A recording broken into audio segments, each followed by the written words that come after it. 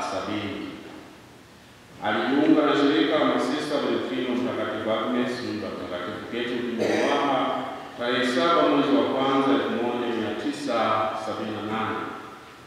Alipokelewa katika daraja ya Upositolani tarehe 14 mwezi wa 10 1979 na ununuzi tarehe 16 mwezi wa 10 1981. Alifunga nadhiri za kwanza tarehe 17 mwezi wa 10 1982 na za daima tarehe 18 mwezi wa 10 1990.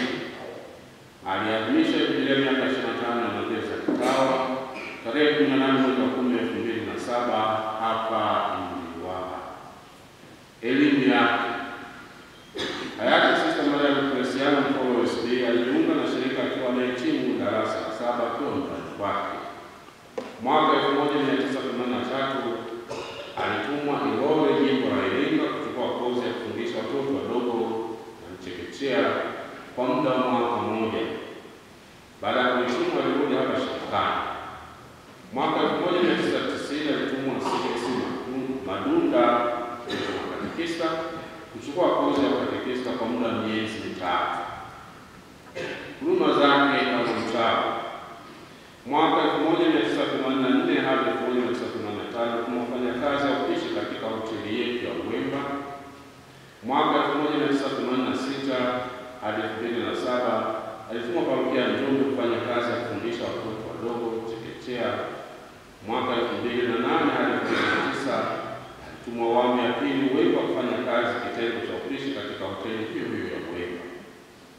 Mwaka 2012 hadi 2015 alitumwa Abasia Mtakatifu Mauro Hanga kufanya kazi za upishi. Mwaka 2016 hadi 2017 alitumwa Dar es Salaam katika nyumba yetu ya Mbande na baadaye akahamia nyumba ya Kibiti kwa kazi ya kufundisha chekechea. Mwaka 2018 hadi 2019 alitumwa parokia Udewa kama mpishi kuwapikia masista wenzake.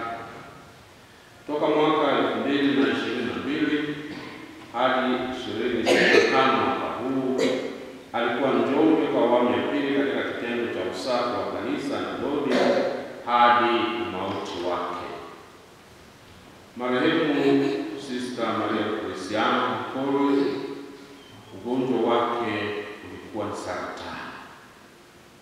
Ametibiwa katika hospitali za Ikunda ya Muhimbili. Usiku wa kuamkia tarehe 9 mwezi wa 6 2025 majira ya saa 9 akiwa katika hospitali ya taifa Muhimbili, Mungu akamwita katika makao yake ya milele huko mbinguni.